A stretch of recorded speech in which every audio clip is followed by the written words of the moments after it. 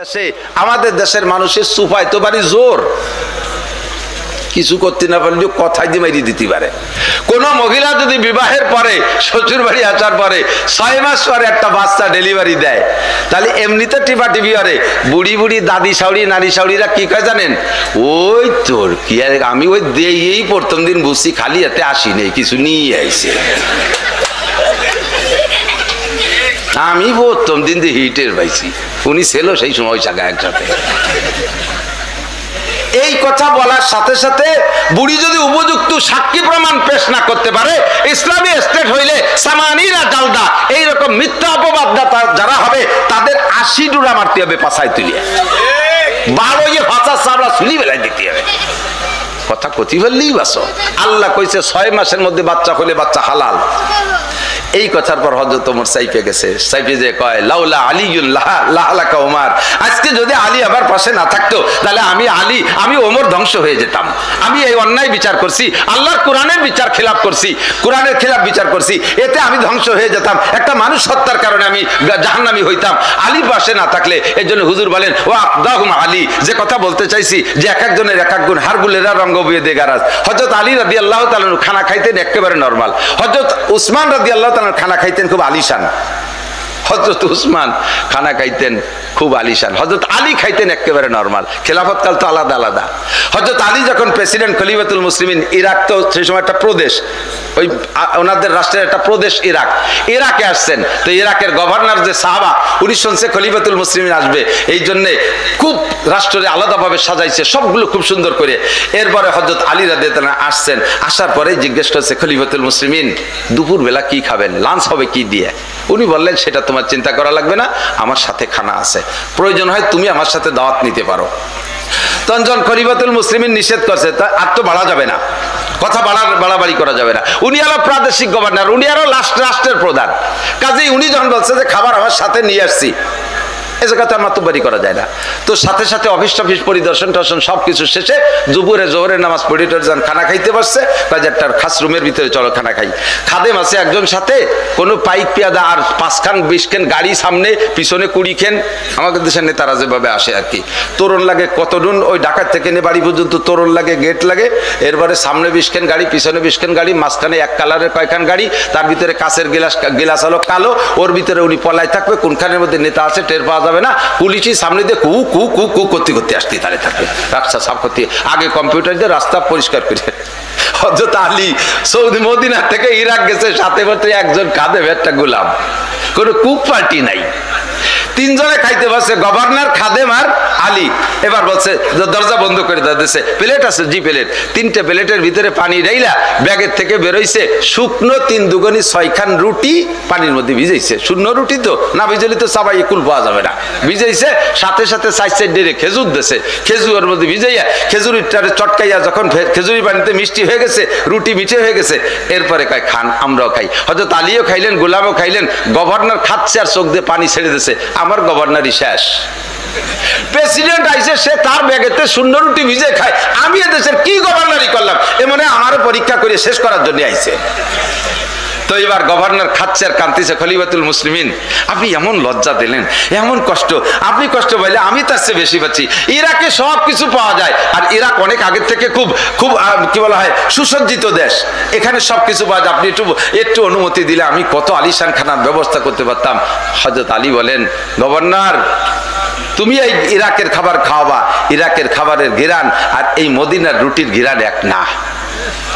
এই রুটি মদিনার আটা দিয়ে তৈরি করেছি, এই রুটি মদিনার আটা দিয়ে পানি দিয়ে এই রুটি সেনছি, আর মদিনার আগুন দিয়ে এই রুটি সেকে আনছি, মদিনার রোদ্রে শুকাইছি, যেই মদিনায় বিশ্বনবী মুহাম্মদ রাসূলুল্লাহ শুয়ে আছেন, এই রুটির মধ্যে মদিনাওয়ালার ঘিরান আছে, এই রুটির পানির মধ্যে মদিনাওয়ালার ঘিরান আছে, এই রুটির খেজুরের সাথে যেটা খেজুর খাইছি তার মধ্যে মদিনাওয়ালার ঘিরান আছে।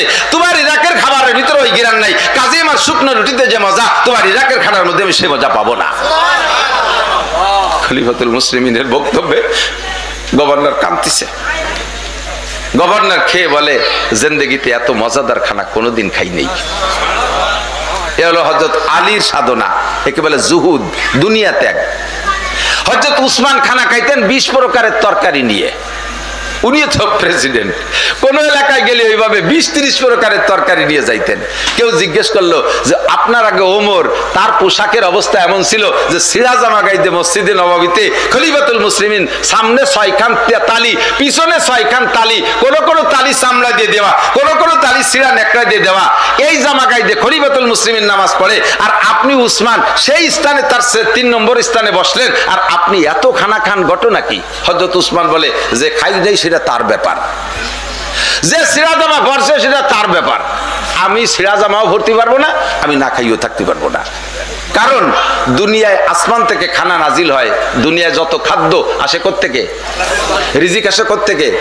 আসমান থেকে। কুরআন শরীফের আয়াত, ওয়াফিস সামাই রিজকুকুম ওয়া মা তুআদুন,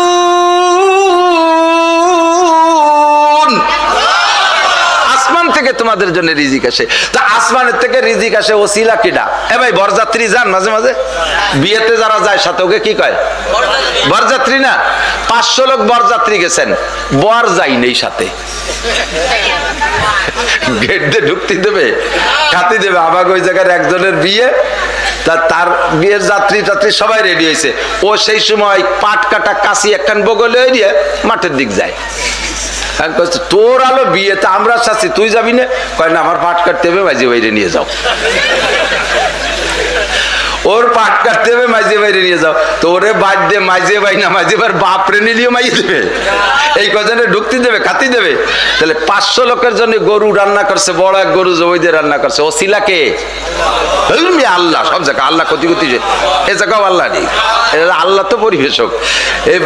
ওসিলা বর না, ওসিলা বোঝো, কার ওসিলায় খায়? কার দোহাইতে? বরের দোহাইতে না। তো এজন্য বরের ব্যবস্থা বেশি থাকে না যাত্রীদের ব্যবস্থা বেশি থাকে? যাত্রীকে একটু একটু প্লেটে দেয়, কেউরে আড়, কেউরে ডাল, কেউরে পাতলা পানি দিয়ে কোনো মতে বাড়ি সারি দেয়। আর বরের জন্য এত বড় তবলিগির খানসা ভরিয়ে এক কোচড়ি ডেবদে ফিটে বানাইছে 16 প্রকার, ডিম রানছে 5-7 প্রকারের, আস্ত ছাগল একটা জবাই দিয়ে ওর মধ্যে থুয়ে দিয়েছে, জিব্বে কামড়াই দিয়ে কাইতে রয়েছে, আইডিয়ে শিং শুদ্ধ, মাথা শুদ্ধ উঠে দিয়েছে। এত বড় বড় ডিম, যার এক ডিম পারতে 3 মুরগি লাগে, কোন জায়গাতে জোগাড় হচ্ছে আল্লাহ জানে। এই যে তারা জম্মের গাদান গাদায় দিয়েছে, ঠিক না? কারণ যার ওসিলায় তার জন্যই ব্যবস্থা থাকতে হবে বেশি। হযরত উসমান বলেন, দুনিয়ায় আল্লাহ তাআলা আসমান থেকে যে খানা পরিবেশন করে একমাত্র মোমেনদের ওসিলায়। মোমেনরা হলো বর, কাফের, মুশরিক, হিন্দু, বুদ্ধ, খ্রিস্টান, ইহুদ, নাসারা, নাস্তিক, মুরতাদ, বেঈমান, নমরুদ, কারুন, হামান, সাদ্দাত, ফিরাউন, আবু জাহেল, আবু লাহাব, উতবা, সাইবা, ওলীদ ইবনে মুগীরা, ও ডোনাল্ড ট্রাম্প, নেতানিয়াহু, যত কাফের মুশরিক যারাই খায়, বাঘ ভাল্লুক, যত প্রাণী আছে সবাই খায়। ওসিলা হলো বর, হলো মুসলমান, বর হলো মোমেনরা। তাহলে যে মোমেনে না খাইয়ে থাকবে আর ওই যাত্রীরা জম্মের কা খাবে? আমি পারবো না, আমি খাইয়ে থাকলে খাবে, নালি খাবে না। এই জন্য উসমানকে আমি 20 প্রকারে খাবো ফেরতে করতে। আমিও কিন্তু ওনার দলে এই দিক দিয়ে, আমি এই দিক দিয়ে ওনার দলে, আমি খাবো না, কামাই করবো, আর বেটারা থুয়ে চলে যাবে আর খাবে। বহুত ভালো ভালো মানুষ আছে, বুদ্ধিমান, 10-20 বিঘে জমি বানায়, গামছা পাশার ভিতরে মোড়াই দিয়ে কাম করি, জীবন জান্তর পরিশ্রম করে কামাই করে 20 বিঘে জমি বানায় থুয়ে যায়। বাজারে যে ভালো একটা মাছ কিনে খায় না, জীবনে একটা দামি লুঙ্গি কিনে ভরে না, খালি খোঁজে যে জামাই করে পুরন লুঙ্গি থুয়ে গেছে নাকি। কথা কন, কামাই করলে খাইলে না। শেখ সাদি রহমাতুল্লাহ আলাইহি বলেন, নেক বক্তাকে খোর্দ কেশ, বদ বক্তাকে মুর্দ হেশ।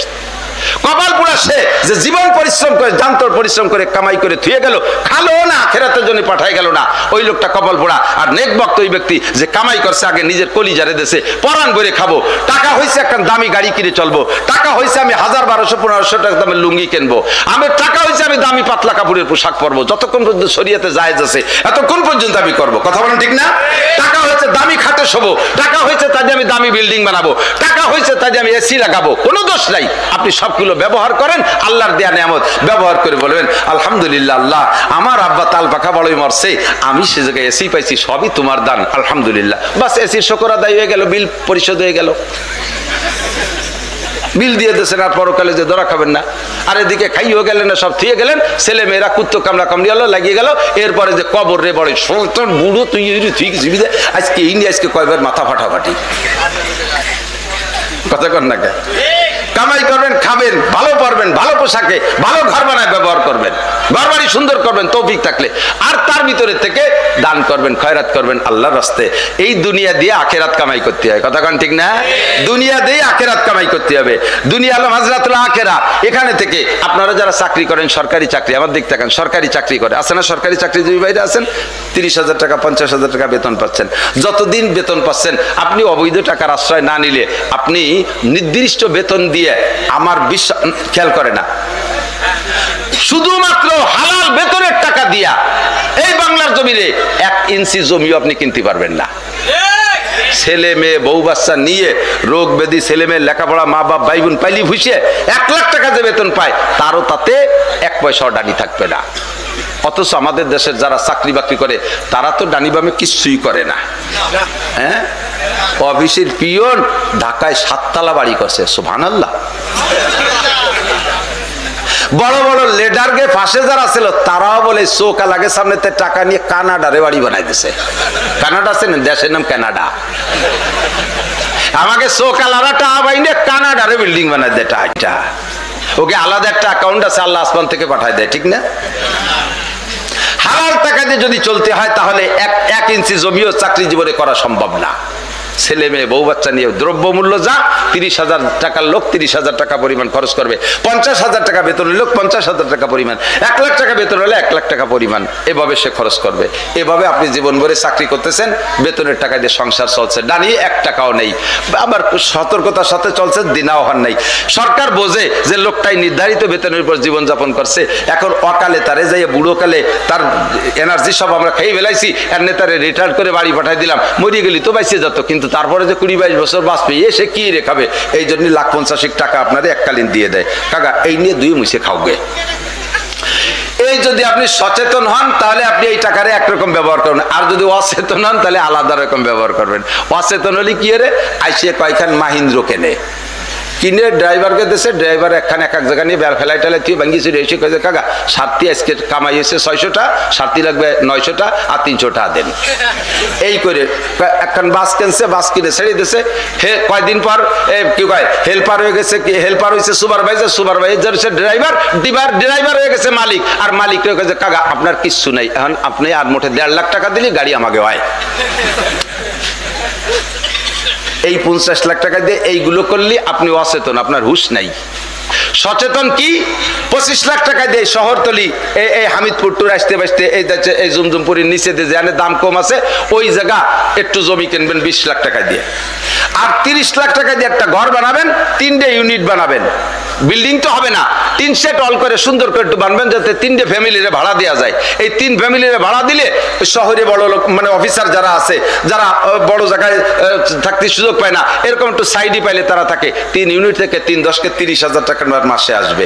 ছেলে মেয়েরা যদি আপনার খবরও না নেয়, বুড়োকালে মরা পর্যন্ত এই 3 ইউনিট থেকে 3-10-কে 30,000 টাকা আসলে তাই দিয়ে বুড়ো বুড়ির সংসার জীবন শেষ করতে পারবেন, কের কাছে মুখাপেক্ষি হওয়া লাগবে না। কথা কোন ঠিক না? এটা হলো সচেতন মানুষ। এটা কি সচেতন মানুষ? আল্লাহ পাকও তাই বলেন, নবী পাক তাই বলেন, ইজা মাতাল ইনসানু ইনকাতা আনহু আমালুহু ইল্লা মিন সালাসা। যতদিন বেঁচে আছো, নামাজ পড়তেছো, রোজা রাখতেছো, হজ করতেছো, যাকাত দিছো, জিকির করতেছো, তিলাওয়াত করতেছো, এই ইবাদতের বিনিময়ে আমি আল্লাহ তাআলা আসমান থেকে রিজিকের ব্যবস্থা তোমাদের জন্য করে দিছি, তোমাদের কর্ম হিসেবে বেতন দিছি, এদের দুনিয়ায় খেয়ে দিয়ে শেষ করতেছো, কিন্তু তোমাদের জন্য রয়েছে পরকালের অনাদি অনন্ত কালের বিশাল শান্তি। যেই জান্নাতের কথা প্রথম বলছি, যার ডেফিনেশন আগে বলছি, এই জান্নাত তোমাকে কামাই করতে হলে আলাদা একটা ইনকাম সোর্স লাগবে, আলাদা একটা ইনকাম সোর্স লাগবে। মরার পরে ইনকাম সোর্স বন্ধ, তোমার বয়স হয়ে গেলে যেমন চাকরির সোর্স বন্ধ, ওইরকম মরার পরে তোমার চাকরির সোর্স বন্ধ। নামাজও পড়তে পারবা না, রোজাও রাখতে পারবা না, তিলাওয়াতও করতে পারবা না। কবরে যে নামাজ নাই, কবরে রোজা নাই, কবরে হজ নাই, কবরে যাকাত নাই, কবরে তাবলীগ নাই, কবরে সরমুনাই নাই, কবরে মসজিদ মাদ্রাসা নাই। কথা বলেন আছে? কবরে উড়াকান্দি নাই, কবরে দুর্গা পূজা নাই, কবরে সরস্বতী লক্ষ্মী পূজা নাই, কবরে কোনো গান বাজনা নাই। ও জায়গা ভালো করা যায় না, মন্দ করা যায় না, কিন্তু অনাদি অনন্তকালে জান্নাতের সুখ শান্তি পাইতে হলে তোমার একটা ইনকাম সোর্স দুনিয়ায় খুলে রেখে যাওয়া, এটাই হবে সচেতনতার প্রমাণ। এই 3টে ইউনিট তোমার জন্য রেখেছি। 1 নম্বরে সদকায়ে জারিয়া, 2 নম্বরে ইলমিন ইনতাফাউ বিহি, দ্বীনি ইলম শিখে রেখে যাওয়া, 3 নম্বরে আওলাদিন সালিহিন ইয়াদউলা, নেক সন্তান রেখে যাওয়া। এই 3টে ইউনিট থেকে তোমার আমলনামায় 10,000 করে টাকা আসতে তাহলে থাকবে, কবরে শুয়ে শুয়ে খাতি পারবা। কষ্ট পাইলেন? শ্রোতা যথেষ্ট সচেতন শ্রোতা, আলহামদুলিল্লাহ। টের পাইছে যে যখন সৎকায় জারিয়ার কথা কইছে সেজন্য কি হবে না, চলো যাই শেষ। এই মাদ্রাসাটা হওয়াতে আপনারা খুশি না বেজার? আমি তো সেদিকে আজকে যাইনি। ছোট ছোট বাচ্চারা যা পারছে ওই ইন্টারভিউ এর ভিতরে নিলি বহুত বুড়ো শুয়ে পড়বেন বালিশ ছাড়া। আলহামদুলিল্লাহ ইন্টারভিউ নিলি গালে ফেলার এসে শেষে যাবে, ভুলাই ফুলাই উল্টো ওই যে একটা ব্যাংক বইরে কইছেন এক বুড়ো, বুড়ো সাজছে একজন, শুনলেন তো? ওই রকমই পিরাই ওই রকম 80 বছর বয়স, এখনো কলেমা সাইড কলেমা শুদ্ধ হয়ে পড়তে পারে না। আমাকে ওই জায়গায় নড়ালিতে এক জামাত গেছে, সেই জামাতে এক মসজিদের 3 বুড়োরে 3 দিন পর্যন্ত কলেমা শিয়েছে। 3 দিনের দিন ইন্টারভিউ নিয়েছে, কাকা এখন কন, তো বুড়ো কয় লা ইলাহা মুহাম্মাদুর রাসূলুল্লাহ, লা ইলাহা মুহাম্মাদুর রাসূলুল্লাহ। তো আমি সব মিয়া ঠ্যাং একখান কবরে চলে গেছে, চাকা পাংচার হয়ে গেছে, যে কোনো সময় পড়ি মরতে পারো, এখনো কলেমাটা শুদ্ধ হয়ে পড়তে পারো না। সে লোক হয়তো আমির সাহেবের ধমক দেয়, মিয়া সব জায়গার কলেমা একরকম নাকি? সব জায়গার কলেমা, তোমাকে কলেমা ইল্লাল্লাহ আছে, আমাকে কলেমায় নাই। মরিয়ে যায় তবু কলেমার ভিতরে ইল্লাল্লাহ সেট করতে পারে নাই। আছে না এরকম? আছে না? কথা বল। নামাজের 13 ফরজ জানে না, 14টা ওয়াজিব জানে না, 28টা সুন্নাতে মুআক্কাদা জানে না। হাজার হাজার নামাজি মুসলমানের এই দুর্বলতা আছে না নাই? নামাজ ভাঙ্গার কারণ 19টে, কয়জনে কয়টা জানেন কন্ত দেই? এই অকামগুলো নামাজের মধ্যে কর্তৃতালে রয়েছে না নামাজ কর্তৃতালে আছেন? ছোট ছোট বাচ্চারা একেবারে পূর্ণাঙ্গ সঠিক শুদ্ধ করে নামাজ, এমনকি ইমামতিও করার যোগ্যতা তৈরি হয়ে গেছে মাত্র 3 বছরে। আর আদর্শ এরকম সন্তান পাইতে হলে বিকল্প কোনো প্রতিষ্ঠান নাই, বিকল্প প্রতিষ্ঠান নাই। রাগ করেন না, আমরা মাহফিলে যখন ঢুকি 2 প্রকারের ছাত্র আমার সাথে থাকেন, দেখবেন যে চোখের সামনে 2 প্রকারের ছাত্র, উভয় ছাত্র, একটা হাই স্কুলের ছাত্র আর একটা মাদ্রাসার ছাত্র। 2টার সাক্ষাতে আপনি টের পাবেন কোনটা কোন জগতের। মাদ্রাসার ছাত্রটা এসে সালাম দেয়, আসসালামু আলাইকুম রাহমাতুল্লাহ, হুজুর কেমন আছেন? হাতে এমন সুন্দর মুসাফা করে কেমন তুলো দিয়ে ধরছে। এরপরে হুজুর আমি কি খেদমত করতে পারি? ব্যাগটাকে আমি একটু বয়ে দিতে পারি? হুজুর জুতো জোড়া আমার কাছে দেন, এইভাবে। আর কলেজ হাই স্কুলের ছেলেরা এসে সালাম, সালামের সুরই আলাদা, কেমন যেন বোমা মেরে দিচ্ছে এই রাকেট থেকে। এরপরে হুজুর এটি হ্যান্ডশেক করতাম, হ্যান্ডশেক করবো, হাত দিছি ধরে খোট্টান দিয়েছে, গুড়াইতে গুলিয়ে গেছে। সবগুলো পার্থক্য বুঝা যায়। এই আদব আর আদর্শ এই জায়গা যেমন প্রশিক্ষণ হয়, জগতে আর কোথাও হয় না। কথা ঠিক না? আমার বিশ্বাস কখনো শোনেন নাই যে মাদ্রাসার ছাত্ররা উস্তাদরে পিটাইছে, এটা শোনেন নাই। কিন্তু হাজারো শুনেছেন স্কুল কলেজের ছাত্ররা তার শিক্ষককে পিটাইছে। শুনছেন কি শোনেন নাই? পার্থক্য এটাই, আর তেমন কিছু না। দেখেন না আজকে যে সেদিনকে শুনলাম এক নেতার দেশে পূজা আর রোজার মধ্যে কোনো পার্থক্য নাই, পূজা আর রোজা একই, কোনো পার্থক্য নাই। হ্যাঁ আসলে পার্থক্য নাই, সামান্য এক জায়গায় একটু পার্থক্য আছে। পূজায় জাহান্নামী আর রোজায় জান্নাতি, একটু পার্থক্য, বেশি না, ইঞ্চি খানিক। যাইয়ে দেখিও পূজা রোজায় পার্থক্য আছে না নাই? এই এলেম তো তার থাকতে হবে। আপনাদের যে যশোরের সন্তান, কোন গ্রামে বাড়ি আমি শুনে আসি নাই, আমার গোপালগঞ্জের ডিসি, এই যশোরই বাড়ি, জনাব কামরুজ্জামান সাহেব, এটা সোনার সন্তান, আপনাদের যশোরকে ধন্য করছে।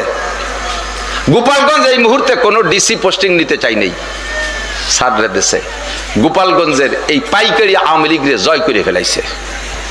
আলে বুলামা পাবলিক সকলে খুশি, স্যারের আরো আগে বদলি হয়ে গেছে, প্রমোশন হয়ে গেছে।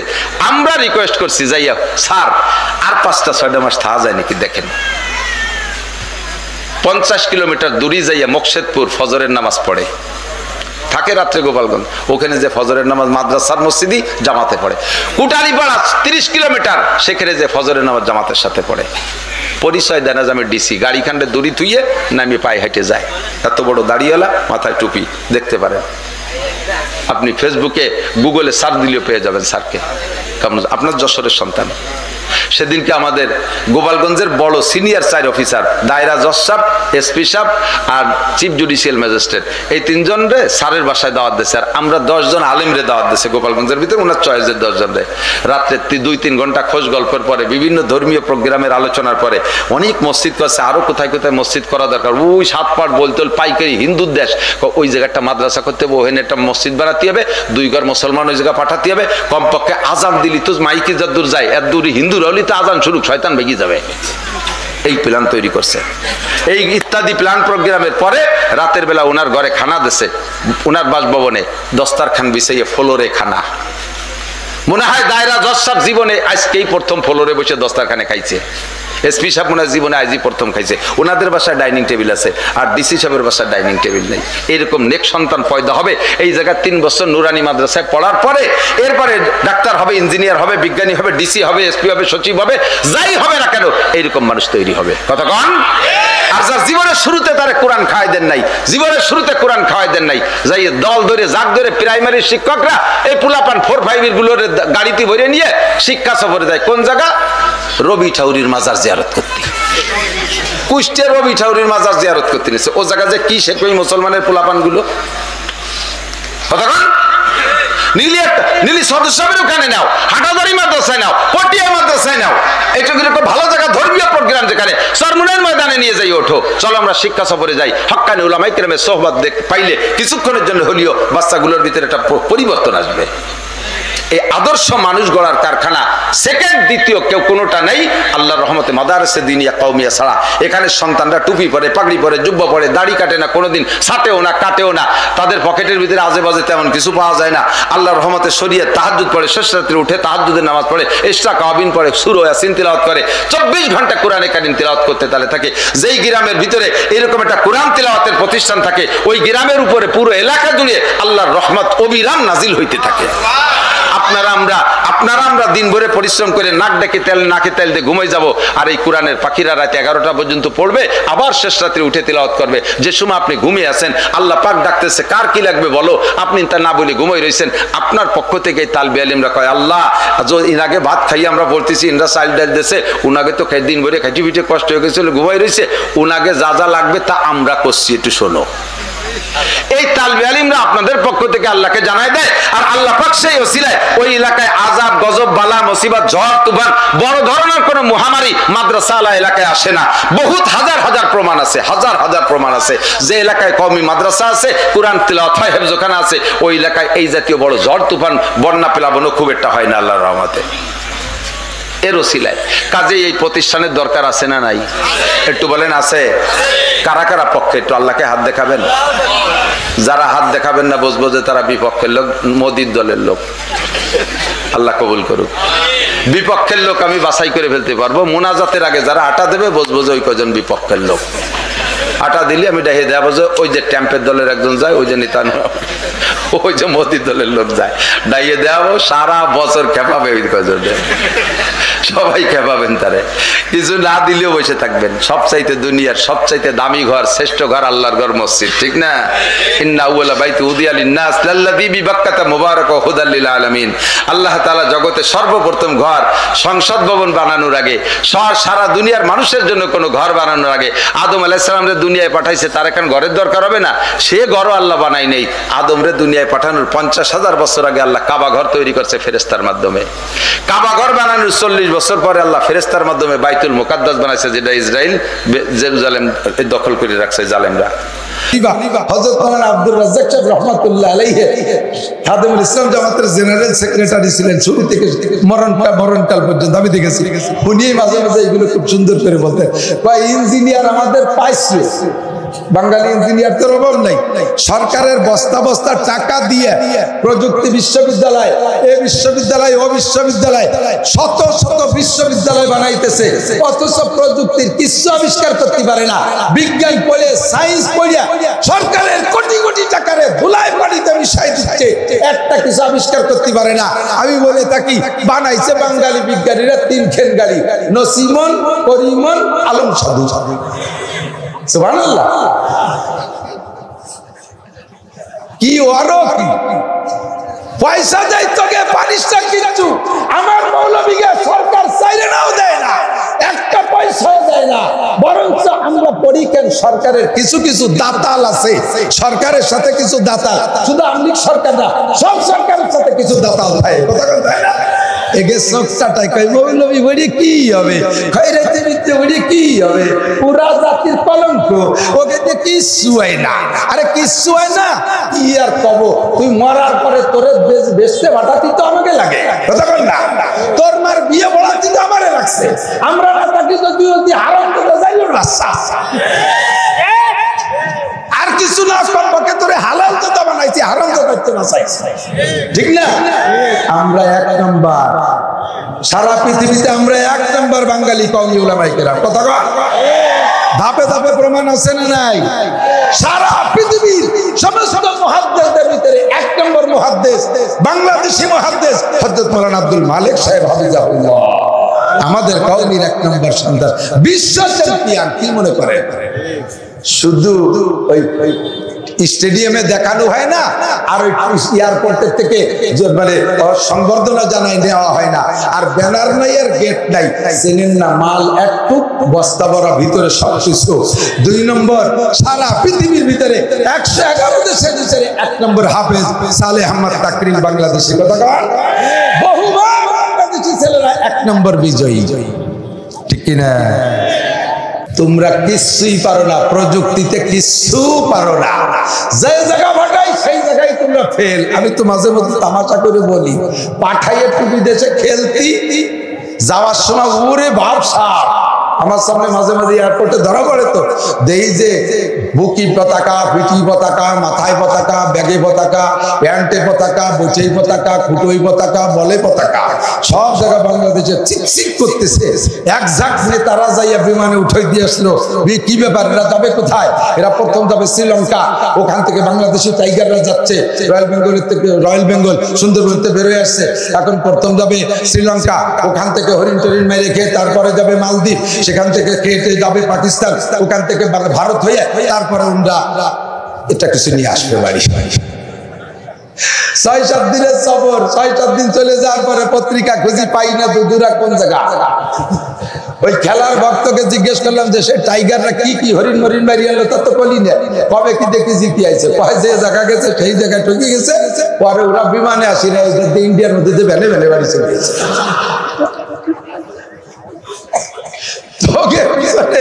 এই সরকারের লাখ কোটি টাকা খরচ করে কি হবে?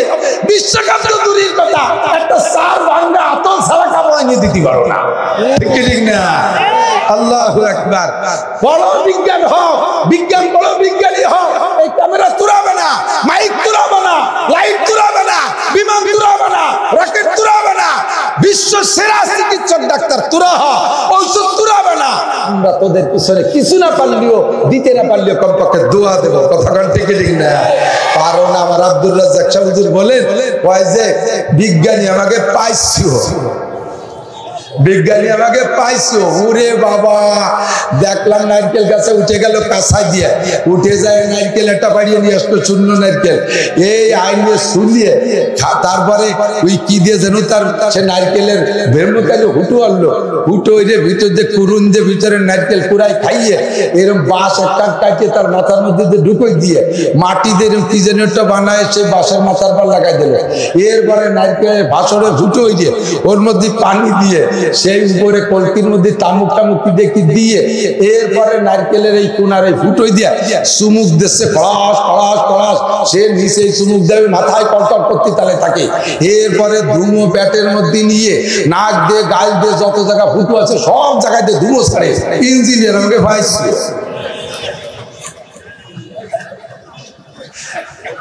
এইরকম ইঞ্জিনিয়ার দেশ করে ভরা।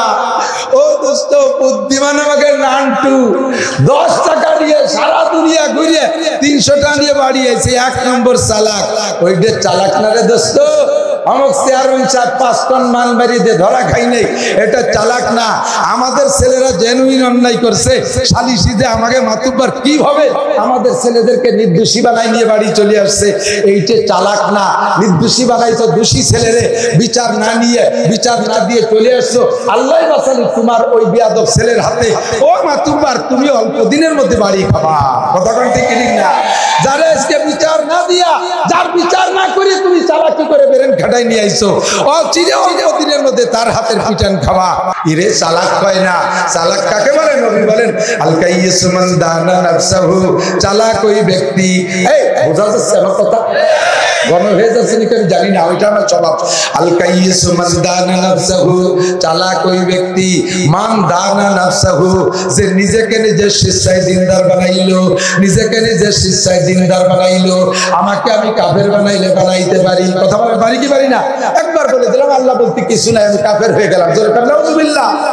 আমাকে আমি দিনদার বানাইতে পারি, আমারে আমি কাফের বানাইতে পারি, আমারে আমি মসজিদে নিতে পারি, আমারে আমি মন্দিরে নিতে পারি, আমাকে আমি উড়াকান্দি নিতে পারি, আমাকে আমি ইস্তেমায় নিতে পারি, আমাকে আমি বাবার দরবারে নিতে পারি, আমাকে আমি সরমুনায় নিতে পারি, আমাকে জারি যাত্রা করসা গাজীর গাঙ্গুনো যাত্রায় নিতে পারি, আমাকে আমি যে কোনো ওয়াজের মাহফিলে নিতে পারি, আমাকে দুনিয়ার কনসার্ট অনুষ্ঠানে নিতে পারি, আমাকে আমি তবলিগে নিতে পারি, আমার টাকা দিয়ে গান বাজনা দিতে পারি, আমার টাকা দিয়ে ড্যান্স করাইতে পারি। ও বন্ধু, আমার টাকা দিয়ে আমি মাহফিল মিলাইতে পারি। আমি ইচ্ছা করলে দুইজন সাথীকে নিয়ে তবলিগে যাইতে পারি। আমি ইচ্ছা করলে যুবতী একটা মাইয়ের মোটরসাইকেলের পিছনে বসাইয়া ওরে 14 ফেব্রুয়ারিতে পাঙ্কু মারতে পারি, পার্কে পার্কে আকাম করতে পারি। কথা বলেন ঠিক কি ঠিক না? আমাকে যদি আমি বাম দিক না চালাইয়া আমাকে আমি ডান দিক চালাই, তাহলে আমি হলাম চালাক। আল্লাহর নবী বলেন আল কাইয়িসু মান দানা নাফসাহু ওয়া আমিলা লিমা বাদাল মাউত, চালাক আর জ্ঞানী ওই ব্যক্তি যে নিজেকে নিজে দিনদার বানাইলো, ওয়া আমিলা লিমা বাদাল মাউত, আর পরকালের জন্য সহি সহি আমল কইরা পরকালের জন্য সহি সহি আমল করে প্রস্তুতি নিল। ওই লোকটা হলো 1 নম্বর চালাক। আমলটা করবো, আবার হাতে একটা কথা বলে ফেলাইছি, এজন্য সে কথার সাথে একটু বলি। আমলটা করবো সহি আমল, সহি সহি আমল। 1 বস্তা আমল করছেন কিন্তু তার গলত 5 পয়সা দাম। আপনার বস্তা ভরায় 1 কোটি টাকা আছে, এদিক টাকা 1 কোটি টাকা, কিন্তু টাকা সব জাল, টাকা জাল। মাল পাবেন, জাল টাকায় মাল পাওয়া যায়, জাল টাকায় জেল খাটা যায়। কথা কোন ঠিক না? জাল টাকায় জেল খাটা যায়। আবার টাকা সব জেনুইন, 1 নম্বর টাকা বাংলাদেশ সরকার বাংলাদেশ ব্যাংকেতে ছাড়ছে, কিন্তু টাকা সব এটা যেন ফুটো হয়ে ফেলাইছে, পুড়াইয়া পুরা টাকা সব, কোনা নাই, নাম্বার নাই, এখানে ফুটো ওখানে ছিঁড়া। এ টাকা দিয়ে আপনারা কেউ মাল দেবে না, এটা অচল টাকা। কথা কোন ঠিক ঠিক না? আমল করছেন, নামাজ পড়ছেন জীবন ভরিয়া, রোজা রাখছেন জীবন ভরিয়া, ফরজ আদায় করছেন, আবিল পড়ছেন, ইশরাক করছেন, জিকির করছেন, কিন্তু ওর ভিতরে জালিয়াত আছে, ওর মধ্যে জাল আছে, ওর মধ্যে হুটু আছে, ছিড়া আছে। এগুলো পরিষ্কার কইরা আল্লাহ পাক বলেন আমা উমিরু ইল্লা লিয়াবুদুল্লাহ মুখলিসিনা লাহুদ্দিন, যে ইবাদত করবা ইবাদত কার জন্য? একমাত্র আল্লাহর জন্য ইখলাসের সাথে। ওয়ালা ইউশরিক বিইবাদাতি রাব্বিহি আহাদা, ইবাদতের মধ্যে আল্লাহর সাথে কেউ শরীক করবা না। ইবাদত করবা আল্লাহর জন্য, নামাজ হবে আল্লাহর জন্য, রোজা হবে আল্লাহর জন্য, ও পর্দা হবে আল্লাহর জন্য, ইনকাম করবো আল্লাহর জন্য, মসজিদ করবো আল্লাহর জন্য, টুপি পাগড়ি আল্লাহর জন্য, দাড়ি জুব্বা আল্লাহর জন্য, মরজা দিব আল্লাহর জন্য। সমস্ত ইবাদত একমাত্র কার জন্য? এইটা পিওর হতে হবে, যদি ভেজাল না হয়। একটু এটা কথা গতানুগতিক ভাবে বলে গেলে বুঝি আছে না, ফাঁকে ফাঁকে দুই একটা জায়গা একটু টাচ দিয়ে গেলে বোঝা যায় যে আল্লাহর জন্য ছাড়া আবার অন্য লোকের জন্য হয় নাকি? হ্যাঁ হয়। একটা লোক দাড়ি ছিল না, মুরব্বী বুড়ো মানুষ, 60-65 বছর বয়স, হঠাৎ করে আমি এক জায়গায় ঘুরে এসে দেখি বেশ ভালো দাড়ি। এ দাড়ি কি নফল না ওয়াজিব? দাড়ি রাখা নফল না ওয়াজিব? সুন্নাত না ওয়াজিব?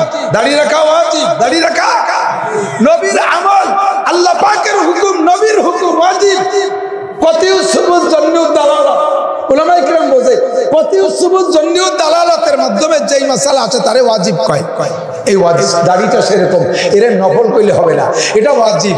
এখন আপনি দাড়ি রাখছেন, জিজ্ঞেস করলাম আপনার তো দাড়ি ছিল না, এই যে কয়েকদিন যে দাড়ি দেখতেছি ভালোই তো লাগতেছে, কয় যে আর কতকাল দাড়ি না রাখি না রাখি পারবো, বুড়ো হয়ে গেছি, আর দাড়ি না রাখলে মানসি কি কয়? দাড়ি রাখছেন কার জন্য? মানসির জন্য। আপনার দাড়ি আল্লাহর জন্য রাখেন নাই, আপনি মানসি কি কয় ঠেকানোর জন্য।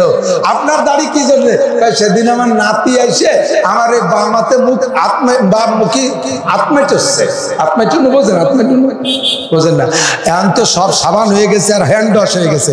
আমাকে ছোটবেলায় তো সব কিছু আগের অনেক কিছু আমার মনে আছে, এখন তো সব অশ্রমী যায়। আগে আটটি যেত, পাইখা ঝাড়া ফিরতি যেত, আকৃতিজাত, পরে পায়খানায় যায়, এরপরে ল্যাট্রিনে যায়, এরপরে টয়লেটে যায়, এরপরে বাথরুমে যায়, এখন ওয়াশরুমে যায়। আগে কাঁচা পায়খানায় পায়খানা করে আইসা বাড়ির এক জায়গা খানিক জায়গায় হাত মেটানোর জায়গা থাকতো, মনে আছে নাকি? এটাকে হাত মেটানো। তার নাতি আইসা আমার বাড়ি, সেদিন আমার মুখে হাত মেটেছে। না না, তোমার দাড়ি নাই, আমার না, আমার দাদার দাড়ি আছে। শেষে লজ্জাতে কি আর করবে, সে দাড়ি রাখছে। তাহলে এই দাড়ি নাতির আত্মার জন্য ভয়তে রাখছে, এটা আল্লাহর জন্য রাখে নাই। কথা এর নাম হলো শিরিক ফিল ইবাদত। আমি বললাম যে বাপ মারা গেলে, মা মারা গেলে, মানুষ মারা গেলে 4 দিনের দিন মিলাদ, এটা শরীয়ত না। মক্কায় হজ করতে গেছেন, এর মধ্যে একটু বলেন হাজি আছেন কে কে? একটু হাত দেখাবেন। হজ করছেন কে কে? হজ করছেন কে কে? বাস মাশাআল্লাহ প্রায় 50 জন 100 জন পেয়ে গেছি। আপনারা একটু বলেন তো, হেরেম শরীফের 5 ওয়াক্ত নামাজ পড়ছেন, সাথে সাথে জানাজার নামাজ পড়ছেন কিনা? জানাজা পড়ছেন না? একটা জানাজার পরেও কি ওই হেরেম শরীফের দাওয়াত পাইছেন যে 4 দিন পর মিলাদ হবে? এ কথা কয় না। পাইছেন? পাইছেন? পান নাই দাঁত আপনারা? কারণ এই না করার লোক তো অল্প কয়জন, সব কানি। আরে সবাই মিলে কলিবার আলো জোরে হয়, ও সব কয়জন কইছে পাইনি। আমি স্বয়ং আমি বাচ্চা আব্দুল্লাহ মারা যাওয়ার পরে, বাচ্চা আব্দুল্লাহ সৌদির প্রেসিডেন্ট যখন মারা গেছে, আমি সেই সময় সৌদি আরবে মাওলানা লিয়াকত সাহেব আমার সাথে ছিলেন।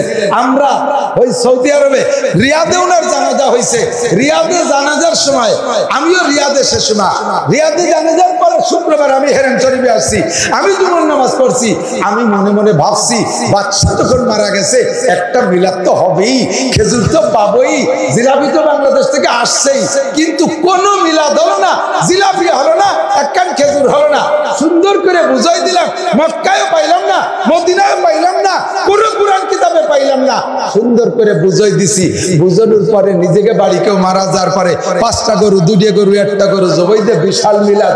ওই লোকটাকে জিজ্ঞেস করলাম, তুমি না শুনলে? জিজ্ঞেস করুন, তুমি না শুনলে? বললে যে না, এই মিলাদ 4 দিনের দিন নাই, 10 দিনের দিন মিলাদ নাই। ফিরে আবার তুমি এ করতেছো কেন? ওই যে বুঝি তো, বুঝিনে তা না, আসলে মক্কায়ও তো দেখলাম না, মদিনায়ও নাই, কোন হুজুররা সমর্থন করে না। তারপরও একটু না করলে মানসি কি কয়? কথা কয় মানসি কি কয়? কিছু না কমপক্ষে মানসি কি কয়? আপনার লক্ষ টাকা চলে যাবে, 10 লাখ টাকা চলে যাবে, সারা বাংলাদেশ খাওয়াবেন, খুদার কসম একটা নেকিও পাবেন না। এটা আপনি আল্লাহর জন্য করেন নাই, এটা করেছেন মানসি কি কয় ঠেকানোর জন্য। কথা কোন ঠিক ঠিক না? যদি আল্লাহর জন্য করেন, ওই গরু 10টা মাদ্রাসায় দিয়ে দেন, গরু 10টা মাদ্রাসায় দিয়ে দেন। যদি আল্লাহর জন্য করেন, গরুদের দরকার নাই, ওই গরু বেচা টাকা দিয়া মসজিদের খানিক কাজ বাকি রয়েছে তাই করে দেন। বাপ কিয়ামত পর্যন্ত কি পাবে? মাদ্রাসার কোটিং এ চাউল কিনে দেন, মাদ্রাসার বিল্ডিং এ সার্ভে করে দেন, মাদ্রাসার আরো অনেক কাজ বাকি আছে দেন। কিন্তু সেটা করে দিলে তো মানসি কিছু পায় না, মানুষের সুনাম বলে না, মানুষের প্রশংসা করে না। এই মানুষের প্রশংসার লোভে টুপি পরবেন, এটা শিরক, দাড়ি রাখবেন, এটা শিরক, পাগড়ি পরবেন, এটা শিরক, তাবলীগে যাবেন, এটা শিরক, মানুষের প্রশংসার জন্য সরমুনায় যাবেন, সেটা শিরক, মিলাদ দেবেন, সেটা শিরক, মানুষের প্রশংসার জন্য নামাজ পড়বেন, সেটা শিরক, তিলাওয়াত করবেন, সেটাও শিরক। আল্লাহ কয় ওয়ালা ইউশরিক বিইবাদাতি রাব্বিহি আহাদা, কোন আমলের ভিতরে যেন আল্লাহর সাথে কেউকে শরীক করবে না। আমল হবে কার জন্য? রোজা রাখবো কার? নামাজ পড়বো কার? তবলিগি যাবো কার জন্য? তবলিগি যাই বর্তমানে মৌলবীকে গুলিয়ার জন্য। আমারে কয় দুঃখের কথা আর কোয়ার সময় নাই বলে মাথায় মাথায় কয়ে যাই। দুঃখের কথা আর বলবো কি? আমি তো সারা জিন্দেগি এই ওয়াজের মাঠে তবলিগের কথা একটু বেশি কই, পীর মুরিদের কথা একটু কম কই, তারপরে সহিবীরের শুধু পরিচয় দিয়ে যাই, সে জায়গা বাড়ি একটা তশকিল করি না। কোন জায়গা যাবে? কারণ বহু পীর, আমি এক পীরের কথা বলি, আর এক পীরের মুরিদরা কয় আমার পীরও তো সহি, তা আমার পীরের কথা বলেন না কেন? এই নিয়ে একটা ঝামেলা হয়। এই জন্য আমি কোনো পীরের নাম ধরে খাস খাস ভাবে কই না, এমনি বলি আমার পছন্দ হয় আব্দুল গফফর সাহেব হুজুরকে, আমার পছন্দ হয় ইসমতুল্লাহ কাসেমি সাহেবকে, আমার পছন্দ আমাদের ফরিদপুরের হিলালউদ্দিন সাহেবকে, আমার পছন্দ হয় ফরিদপুরের মাওলানা জাফর আহমদ সাহেব, ডালকানগরের মোহতাম সাহেবকে, হাটাজারি হুজুরকে পছন্দ হয়, স্যার মুন্নার পীর সাহেবকে পছন্দ হয়, এরকম আমি বলি। বাকি তবলিগের কথাটা খুব মজবুতের সাথে বলি। সারা বাংলাদেশে ওয়াজের মাঠে তবলিগে হজের মাঠ থেকে তবলিগের তশকিল। আমার মনে হয়, আমি তো বুড়োকে ওয়াজ শুনছি, বুড়োরা গতানুগতিক ওয়াজ করতেন, পীর মুরিদির ওয়াজ আগে বেশি করতেন, তবলিগের ওয়াজ মাঠের ময়দানে হতো না। আমার মনে হয় হজের মাঠ থেকে তবলিগের তশকিল আমি সর্বপ্রথম করেছি। আমার এই দাবিটা আমি করতে পারি ইনশাআল্লাহ, পুরো মাঠ ধরে আমি তশকিল করে ফেলাইছি। এইভাবে আমার তশকিলে হাজারো মানুষ তবলিগি গেছে, তারই একজন তশকিল হয়েছে ওয়াজের মাঠে। আইসা আমার বলতেছে, ভাই যাবো তো, পয়সা করি নাই, আর যাও 2-4টা গুছাইছি, বাড়ি বউ চাল মেরে দিয়ে যাওয়ার মতো কিচ্ছু নেই। আমি বললাম, সত্যি যদি যাও তাহলে তোমার টাকাও দেবো, বউ ছেলেমের টাকাও দেবো, বাড়ি থাকতে কয় টাকা লাগে নাও, আর তোমার জাতি কয় টাকা লাগে নাও। সুন্দর করে টাকা পয়সা দিয়ে গোছগাছ করে তারা পাঠাই দিছি।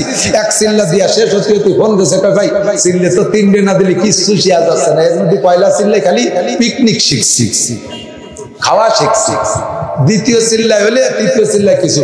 আমি আবারও টাকা পাঠাই দিছি, চিল্লে টিল্লে সব দিয়ে আসার পরে আইসি যে আমার সাথে কথা কয় না, এদিক দিয়ে ওদিক দিয়ে ঘরে, ওদিক দিয়ে ওদিক দিয়ে ঘরে, ঘুস ঘুস করে, ফাঁকে ফাঁকে শুনি যে এরে ওরে কয় যে নাসির সাহেব তো খালি ওয়াজই করে বেড়ায়, ওনার তো এখন ইমান ঠিক হই। পাইলাম আমার ইমানের উপরে। এরপরে ধরিনি একদিন বসাইছি, বসানোর পরে অনেক কথা বাদ দিয়ে আমারে কয়, আপনি কি আল্লাহর রাস্তায় সময় লাগাইছেন? আমারে কয়, আরে গাদা, আমি আল্লাহর রাস্তায় সময় তো 24 ঘন্টা লাগাই, আর যে সময় আমার সাথে হেরে কথা, তার আগে 12 বছর মাদ্রাসায় পড়ছি, 24 বছর হাদিস পড়াই, 12 আর 24 36। আমারে কয় সময় লাগাইছেন?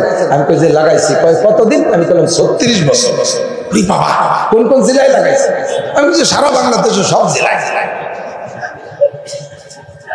সারা বাংলাদেশের সব জেলায় 36 বছর। কিভাবে লাগালেন? বললাম 12 বছর মাদ্রাসায় পড়ছি, এটা আল্লাহর রাস্তায় লাগাইছি, আর এই 26 বছর হাদিস পড়াই, মাদ্রাসায় কোরআন হাদিস পড়াই, আর ফাঁকে ফাঁকে লম্বা লম্বা ওয়াজ করে বেড়াই, সব মিলে আল্লাহর রাস্তায়। আমারে কয় ওয়ানা হুজুর, ওয়ানা তা কি এতে আমি কি একটু শয়তানের রাস্তায় কাজ করি? তুই বিকেল বেলা তবলিগে নামলে রাস্তা গেলে তোরে দিকে মানুষ তার দোকানের থেকে দোকানের তল দিয়ে বেরোয় পিছন দিয়ে বলা, আর আমি মাঠে বেলাইয়া সন্ধ্যার সময় 50 জন নিয়ে বসি, আর শেষ বেলা 50,000 নিয়ে আমি তশকিল করে নেমে যাই। আমার কাছে হয় না, আমার কাছে তবলিগের না, তোর কাছে তবলিগের। এই কুবুদ্ধি, এই শয়তানি, এইটা তোরা কে শিখাইছে? মূর্খ, অশিক্ষিত। আমি তবলিগে গেছি 20 জনের জামাতে কিশোরগঞ্জ, এখনো ফোন দিয়ে জানতে পারেন কিশোরগঞ্জের শফিক ভাই, নাসির ভাই, ইকবাল ভাই, মকবুল ভাই, এদের কাছে নাম্বার দিয়ে ফোন নিয়ে জানতে পারেন। আমি আমার 20 জন সাথীর ভিতরে 12 জন college student, high school student, এদেরকে আমরা 4 জন আলেম ছিলাম। এই 12 জন রে 38 দিনে আলিফবা থেকে কোরআন শরীফ পড়া শিখাইয়া 8 পারা সবক পড়ায় বাড়িয়েছি। আর 4 জন ছিল একেবারে বাকড়াই বুড়ো, কায়দা মতো বাকড়াই বুড়ো, মানে কাদার মধ্যে তো ডাল বুঝে তুলি তাই, তার মধ্যে তাও খায় না, এমন শুরু হয়েছে, আয়সা চৌকিয়ে ডালা হয়ে গেছে। এই 38 দিনে মোটে পারি না, তারপরও অক্ষর শিখাইয়া, জের জবর পেশ শিখাইয়া, যজন তার দিদের আমলও শিখে ফেলাইছিলাম। আর একটা চিল্লে থাকতে পারলে ওই 4 বুড়োরও কোরআন শরীফ পড়ায় বাড়ি আনতে পারতাম। আল্লাহর রহমতে কোরআন নিয়ে আখিরাতের দিকে রওনা দিতে পারতো। কথা বলেন ঠিক ঠিক না? উলামায়ে কেরাম কিচ্ছু করে না, উলামায়ে কেরাম তবলিগের কারখানায় বসে থাকে, উলামায়ে কেরাম তবলিগের ফ্যাক্টরির ভিতরে প্রোডাক্ট তৈরি করে। আপনাদের এলাকায় বেকারি আছে না? বিস্কুট বেকারি আছে না? বেকারির ভিতরে মাল বানায় টেকনিশিয়ান আলাদা না? আর মাল তৈরি হয়ে যাওয়ার পরে ওই মাল বক্স ভ্যানে করে গ্রামে গ্রামে দোকানে দোকানে ফেরি করে নাকি? আছে আছে আছে। এই রাস্তাঘাটে বক্স ভ্যানে করে যে মাল বিস্কুট কেক টেক ফেরি করে বেড়ায়, ওর উপরে ঝড় বৃষ্টি, রোদ, খরা ইত্যাদি ইত্যাদি, দোকানদারদের সাথে গ্যাঞ্জাম, কিলি মারামারি সব কিন্তু ওকেই করা লাগে, ঠিক না? এই যত জয় ঝামেলা সব মোকাবেলা ওকে করা লাগে। আর যারা মাল বানায় ওরা ঘন্টা 2-3 বানাইয়ে এরপরে ভিতরে যে ফ্যান চালায়, যে এসি রুমে 4-5 দিক দিয়ে টানটা নিয়ে শুয়ে থাকে, আরামে নাক দিয়ে ঘুমায়, ওরা ফেরি এগে কাছে টাকা দেয়। পরদিন ফেরি হওয়ার পরে আইসে ওকে মাথার মধ্যে কোন শয়তান যেন কি ঢুকাইছে যে দেখ তোরাই যত যুদ্ধবিগ্ন তোরা করিস, যত মারামারি তোরা করিস, ঝড় তখন তো কেউ করতে যায়, এই টাকা পয়সা কালেকশন করে আনিস তোরা, 2 ঘন্টা মাল বানাইতে দেখ নাক দিয়ে ঘুমাচ্ছে। কত বড় বেইনসাফি! আবার তোকে বেতন 5,000, ওকে বেতন 30,000। কত বড় বেআইনসাফি, তোরা আন্দোলন কর।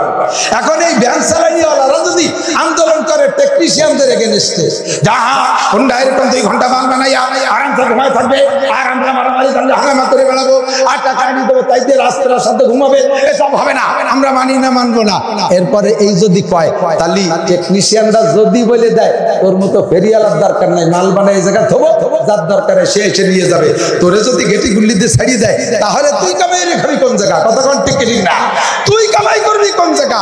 মাদ্রাসার উলামায়ে কেরাম মাদ্রাসায় বৈশা প্রোডাক্ট তৈরি করে, নামাজের ফরজ বানায়, নামাজের ওয়াজিব বানায়, সুন্নাত আবিষ্কার করে, মুস্তাহাব আবিষ্কার করে, বিদআত কোথায় খুঁজে খুঁজে বলে, এই সমস্ত মাল প্রোডাক্ট বানায় দেশে, ফাজাইলে আমালের মধ্যে এক গান দিয়ে দেশে, তবলিগি নিসাবের মধ্যে এক গান দেশে, ফাজাইলে সাদাকাতের মধ্যে এক গান দেশে।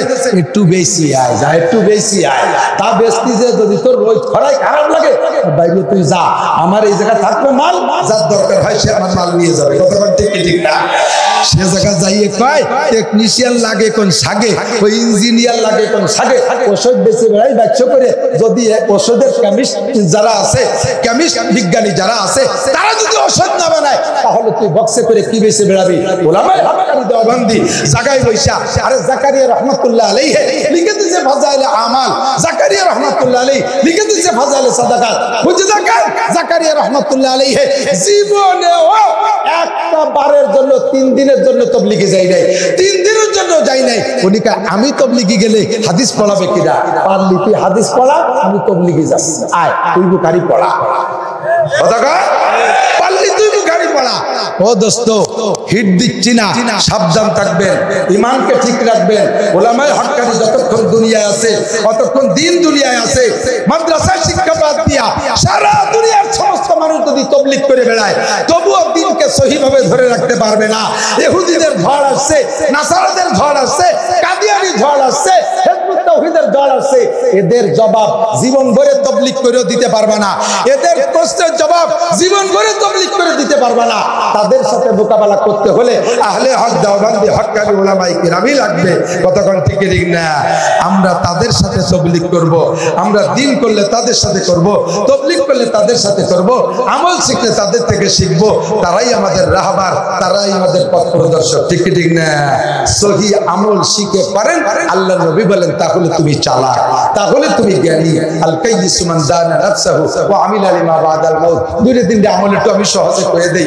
আল্লাহ কা ইউরিদুল্লাহু বিকুমুল ইউসরা ওয়া লা ইউরিদু বিকুমুল উসর। আল্লাহ বলেন, লা ইউকাল্লিফুল্লাহু নাফসান ইল্লা উসআহা, লা ইউকাল্লিফুল্লাহু নাফসান ইল্লা উসআহা। আল্লাহ পাক বলেন, আমি সর্বক্ষেত্রে সহজ মাসালা শিখাই, সর্বক্ষেত্রে সহজ মাসালা শিখাই। একেবারে আসান, যেখানে তোমার কঠিন হবে সেখানে আমি সহজ ব্যবস্থা রেখেছি। মাগরিবের নামাজের পরে আমি একটা আমল শিখিয়ে দিই, আমার দিক হবে না। মাগরিবের নামাজের পরে, সালাম ফিরানোর পরে সর্বপ্রথম দুনিয়াবি কথাবার্তা বলা ছাড়া এমনি দৈনন্দিন 5 ওয়াক্তের যে আমল আছে সালাম ফিরানোর পরে সেটা করবেন। তাছাড়া মাগরিবের পরে দুনিয়াবি কোনো কথা কাজের আগে আল্লাহুম্মা আজিরনি মিনান নার 7 বার। কয়বার? একটু বলেন, আল্লাহুম্মা আজিরনি মিনান নার কয়বার? 7 বার। আপনি যদি মাগরিবে পড়েন, ফজরের আগে মারা গেলে আপনার কবরে যাব না। মাগরিবের ফজরের নামাজ পড়ি আবার কথা বলার আগে এই 7 বার পড়বেন। সন্ধ্যা পর্যন্ত মারা গেলে কবরে যাব না। আপনি আল্লাহুম্মা আজিরনি মিনান নার 7 বার পড়ার পরে এরপরে আপনি 3 বার পড়বেন, রাদিতু বিল্লাহি রাব্বান ওয়া বিল ইসলামি দীনান ওয়া বি মুহাম্মাদিন নাবিয়্যান সাল্লাল্লাহু আলাইহি ওয়াসাল্লাম। এই 3 বার পড়লে ফজরে মাগরিবে যদি আপনি দিনে রাতে মারা যান, আপনাকে মুনকার নাকির সালেহ জব আসান করে দেওয়া হবে। সুবহানাল্লাহ। মারা যাবেন আমল করতে। এরপরে ফজরে মাগরিবে আপনি আউযু বিল্লাহি সামিউল আলিম মিনাশ শাইতানির রাজিম 3 বার। ভেরি ভেরি ইম্পর্টেন্ট একটা এখনই ছেড়ে দেবো। ভেরি ভেরি ইম্পর্টেন্ট একটা মাসালা আমি আপনাদেরকে বলবো। উলামায়ে হযরত সাক্ষী, পরিষদের যোগ্য উলামায়ে কিরাম সাক্ষী। হযর বাজার মাগরিব বাদ সূরা হাসরের শেষ 3 আয়াত পড়ি না? কিভাবে পড়ি? আউযু বিল্লাহি সামিউল আলিম মিনাশ শাইতানির রাজিম 3 বার। এরপরে বিসমিল্লাহ নাই, এরপরে বিসমিল্লাহ নাই। বলবেন বিসমিল্লাহ পড়লে দোষ কি? বিসমিল্লাহ কি খারাপ জিনিস? বিসমিল্লাহ ভালো জিনিস, কিন্তু নবী যদি বিসমিল্লাহ কোনো জায়গায় না পড়ে সেই জায়গা পড়লে খারাপ জিনিস। কথা কয় না? মাগরিবের নামাজ ভালো না মন্দ? একটু কথা কন। মাগরিবের ফরজ নামাজ ভালো না মন্দ? কয় রাকাত? মোহাব্বত করে যদি 4 রাকাত পড়ে ফেলি হবে? চতুর্থ রাকাতে সূরা বাকারা পড়ছেন 2.5 বার, সুবহান রাব্বিল আযীম 39 বার, সিজদায় আলা মারি দিয়েছেন 41 বার, একেবারে 100% ধ্যান খেয়ালের সাথে 4 নম্বরের রাকাত মিলিয়ে দিয়েছেন। এটা আগের 3 রাকাতের চাইতে বেশি সুন্দর করে পড়ছেন। এই 4 নম্বর রাকাত নামাজ হবে? নামাজের চাইতে ভালো ইবাদত নাই। রুকু শ্রেষ্ঠ, কিরাত শ্রেষ্ঠ, সিজদা সবচাইতে শ্রেষ্ঠ ইবাদত। সেই নামাজ 4 নম্বর রাকাত পড়লে হয় না, কারণ নবী ওভাবে পড়তে বলে নাই, নবী ওভাবে পড়ে নাই। রমজানের রোজা ফরজ না নফল? কথা কন। 30 রোজা রাখার পরে ঈদ, আপনি ঈদের রাত্রেও সেহরি খাইয়া সারা দিন খান নাই, রোজা রাখছেন ঈদের দিন। সন্ধ্যের সময় আল্লাহরে কইতেছেন, আল্লাহ দেখছো তুমি আমারে দেখলে, সারা দুনিয়ার সবাই খাই বেড়াচ্ছে, আজকে খাওয়ার দিনও আমি খাই নেই, তাহলে আমার রোজাটা কত তোমার পছন্দনীয় হওয়া দরকার। আল্লাহ আমার এই রোজার প্রতিদানে তুমি কি দিবা আমারে কও। যেদিন সবাই খেয়ে বেড়াচ্ছে আমি সেদিন খাইলে রোজা রয়েছি, দেখছো আল্লাহ আমি কত মুজাহাদা করছি, তুমি আমারে কি দিবা? আল্লাহ কয় তোর জুতো দিয়ে 2 বাড়ি দে। 6.5 এত আজকে রোজা থাকতে কইছে কিনা? বিয়ের দিন আপনার মাইয়ে বিয়ে, জামাই আসবে, 500 বরযাত্রী আসবে, বরযাত্রীদের জন্য লোকাল খানা, জামাইয়ের জন্য একটু পার্সোনাল খানা হয় না প্রাইভেট, সবাইরে একটু প্লেটে দেয়, জামাইরে দেয় তবলিগির খুঁজছে বুঝে, ঠিক না? আস্ত ছাগলেরটা বোনা করে জিব্বে সবাই কাইতে কামলা ধরে কাইতে রয়েছে ছাগল, আইডিয়া সিং শুদ্ধ একটা উঠাইতেছে মাথা, ঠিক না? এত বড় বড় ডিম, এক ডিম পারতে 2 মুরগি লাগে, এ কোন জায়গাতে জোগাড় হচ্ছে আল্লাহ জানে। 40 প্রকারের ফিটে কচুরি ড্যাম দিয়ে পিঠে বানাইছে। এ সব জামাই আজকে যা খাকার না খা খুশি করবে। এখন সবাই আসে ধুমসা খাওয়া খাচ্ছে, জামাই খাই না। শ্বশুর কাছে কি বাবা খাও না কে? বাবা আমি রোজা। আপনি খুশি হবে? গোলামের ভাই গোলামের স্যার, আমার বাড়ির খাওয়া সবাই শকুনের মতো খায়, তুই আজকে চিফ গেস্ট, তোর আজকে রোজা থাকতে কইছে কিনা? Same quality. আল্লাহ কয় 30 দিন রোজা রইছিস, আজকে আমার মেহমানদারের দিন, তুমি আজ রোজা করে দেব জম্মের দেয়া নিকাই সুজা বানায় ফেলবো ভালো ইয়ে, ঠিক কি ঠিক না?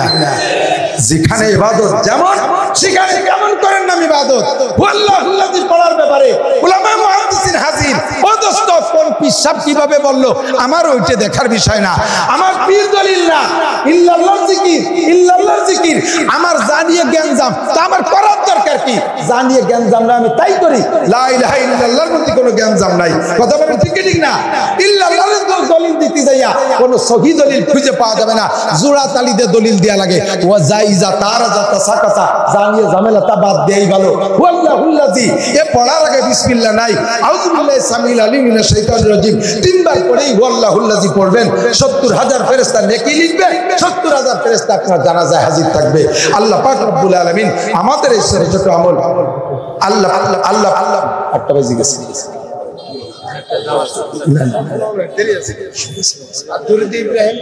আল্লাহ এদিক তাকান, তাহলে আমরা আমল করব।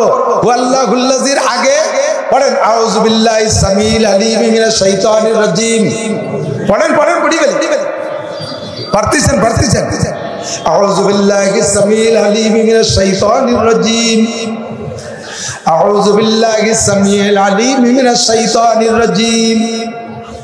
এরপরে আল্লাহুল্লাহি শেষ পর্যন্ত পড়বেন ইনশাআল্লাহ। এটি হলো সহি আমল। কথা বলেন ঠিক ঠিক না? নামাজের পরে এ ভাই আরেকটা আমল বলি, 5 ওয়াক্ত ফরজ নামাজের পরে আয়াতুল কুরসি, নড়াচড়া করেন না, আয়াতুল কুরসি একবার যদি পড়েন, হাদিসে পরিষ্কার সহি হাদিস, আল্লাহ নবী বলেন 5 ওয়াক্ত ফরজ নামাজের পরে আয়াতুল কুরসি যেই লোকটা পড়ে, ওই লোকটার বেহেশতে যাওয়ার জন্য মরণ শুধু বাধা, মরতে যে দেরি তার বেহেশতে পাইতে দেরি নেই। সুবহানাল্লাহ। পাশাপাশি আরেকটা ফজিলত আয়াতুল কুরসি, সেটা হলো আপনি রাতের বেলা যখন ঘুমাবেন আয়াতুল কুরসি পড়ে ঘুমাবেন, আপনার দুনিয়া যে জায়গা যে মালামাল আছে সমস্ত মালের পাহারাদারি করবে আল্লাহ ফেরেশতা দিয়া। সুবহানাল্লাহ। একবার বাইতুল মালে যাকাতের মাল আসছে, বেশ অনেক মাল আসছে, সন্ধ্যার একটু আগে আসছে।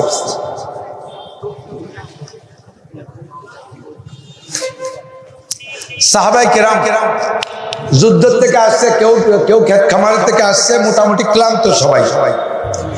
এই বিশাল স্তূপ মাল, এই মাল মাপিয়ে হিসাব করে গোডাউনে রাখার সময় নাই, সুযোগ পাচ্ছে না। নবী পাক মসজিদে নববীতে ঈশা নামাজের পরে বলতেছে, এই মাইয়া হারিসু মিনকুমুল মাল, আজকের এই মাল পাহারা দেবে তোমাদের মধ্যে কে আছো? হুজুর ডাক দিলে ফাকামা আবু হুরায়রা, হযরত আবু হুরায়রা রাদিয়াল্লাহু তাআলা দাঁড়াইছে। আবু হুরায়রা দাঁড়াইছে, পরিষ্কার সইয়া দিছে। হুজুর বলে, ইজলিস, বসো। এরপরে আবার বলেন, মাইয়া হারিসু মিনকুমুল মাল, তোমাদের মধ্যে কে আছে আজকের এই মাল পাহারা দিবা? কেউ দাঁড়ায় না, সবাই চিন্তা করতেছে আজকের কাজটা অন্য কেউ করুক, ভারী কষ্ট হয়ে গেছে। এবারও ফাকামা আবু হুরায়রা দাঁড়াইছে। হুজুর তিনবার ডাক দিলে তিনবারই আবু হুরায়রা দাঁড়াইছে। এবার হুজুর বলেন, ঠিক আছে আবু হুরায়রা তুমি পাহারা দেবা। কারণ আবু হুরায়রা এই মালের নাইট গার্ড। সব সাহাবা যে খেয়ে দিয়ে শুয়ে পড়ছে, ঘুমাই গেছে, আবু হুরায়রা মালের কাছে। নবী পাকের মাল, বাইতুল মালের মাল, মুসলমানের মাল, এ যদি আমার পাহারার মধ্যে থাকা অবস্থায় খেয়ানত হয়ে যায় তাহলে জবাব দিতে হবে। আবু হুরায়রা কি করলেন, আমাদের মধুখালীর বাজার, আমাদের কি কয় ওই পাশের নাম কি, বাগাটের বাজার, ফরিদপুরের বাজারের নাইট গার্ডের মতো না। আমাদের নাইট গার্ডে এক পাশে কয়জনে বসে বসে তাস খেলে, দোকান চুরি হয়ে যায়। সুবহানাল্লাহ। এরকম নাইট গার্ড আছে না? নাই। নাইট গার্ডরা ডাকাতির সাথে প্যানেল করে আর এক পাশে ডাকাতি করে। নাইট গার্ডরা বসে বসে গাজায় আবার বিড়ি দিয়ে রাত কাটায়। আবু হুরায়রা কয়, আমি তো নবীর সাহাবা নাইট গার্ড, আমি তাহলে কিভাবে কাটাই? মালকে পাশে রেখে জায়নামাজ নিয়ে দাঁড়িয়ে দাঁড়িয়ে নামাজ শুরু করলেন। অনেকক্ষণ নামাজের পরে একটু ক্লান্তি লাগছে, ঘুমে একটু খারাপ লাগতেছে, বসে কিছুক্ষণ জিকির করছে। জিকিরের পরে একটু কষ্ট লাগতেছে, বসে বসে মুরাকাবা করতেছে। এই মুরাকাবা যখন করতেছে ওই সময় আস্তে করে ঘুম এসে গেছে। উনি বসে একটু জিমেছেন। যখন উনি মালের এক পাশে বসে এইভাবে মুরাকাবা করে জিমেছেন, তখনই শোনে যে মালের অপোজিটে কে যেন বস্তা ভরতেছে, সব সব সব সব শব্দ। উনি ওই শব্দ শুনে লাফিয়ে উঠছে, উঠে ওই পাশে যায়, দেখে সত্যি চোর, বুড়ো এক চোর। দুমসা বুড়ো মানে এরকম বুড়ো আর মেলে না, রুকু হয়ে গেছে বুড়োর জ্বালায় জ্বালায়। গা শুলে বলে গেছে, এ জায়গা সোলা চামড়া, এ জায়গা সোলা চামড়া, রক্ত বেরোচ্ছে, লুঙ্গি ছিঁড়া, গায়ে কোনো কাপড় নাই। মানে অরিজিনাল গরিব যারে কয়, এরে দেখলে মাল না দিয়ে পারার কায়দা নাই। এরকম এক বুড়ো বস্তা ভরতেছে, যাইয়া ওটার হাত ধরে ফেলাইছে। আমি, তুমি না কেউ নিয়ে মাল করতেছ, আল্লাহ নবী আমার পাহারায় দিছে, তোমার দরকার তুমি আমারে কও। তা আবু হুরায়রা এবারে দিয়ে না, ওই বুড়ো বলতেছে, বাবা আমার যে অভাব এ বলার সময় নাই, বাড়ি মেহমানে ভরে গেছে, ছেলে মেয়ে সব না খেয়ে মরতেছে, আর আমার অবস্থা দেখো, দিনই কয় টাকা ভিক্ষে করতে গেছি, তাই দেইনি তো দেইনি, আর এইভাবে মাইরে শুনি বেলাইছে। কাজেই মাল পাইছি, আর খোয়ার সময় নাই, আমি ভরতেছি, তুমি নবীরে কইও। আবু হুরায়রা কয় যে কোনো মতো সম্ভব না, মাল তো বলতেছে, বাবা তুমি কি বলো, এই অবস্থা আমি মাল রেখে যাবো?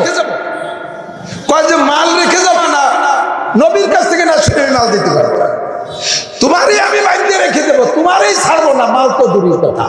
এরপরে সরে হাতে পায়ে ধরছে, বাবা তোমার মাল চাই না, আমার পায়ে ধরে মাপসাই, আমারে ছাড়ি দাও, আমারে দূরে না, আমারে ছেড়ে দাও, আর জীবনে কোনোদিন আসবে না।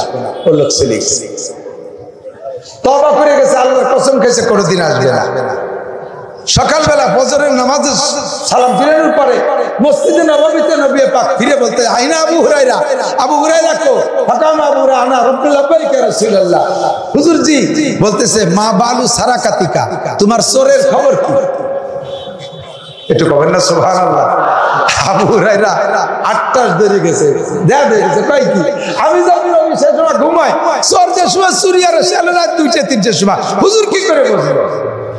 হুজুর যখন বলছেন চোরের কি খবর, অবশ্যই জানেন, নিশ্চয় আল্লাহ আপনারা জানাইছে, তবে চোর আর জীবনে কোনোদিন আসবে না, ওরে যেভাবে আমি ধরছিলাম বাইন্দেই ফেলতে গেছিলাম, ও কসম খেয়ে গেছে আর আসবে না। হুজুর বলেন, সাইয়া গদান, আগামীকালও আসবে।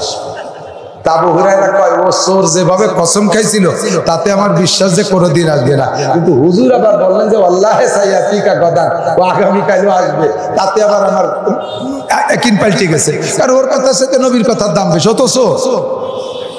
তো পরের দিনে হুজুর মাল উঠাইলেন না, আবার পরের রাত্রে পাহারার জিম্মাদারি আমার আসলো, যা সেইটাই আমি এরকম জিমেছি, দেখি যে সেই চোর এসে মাল ভরতেছে।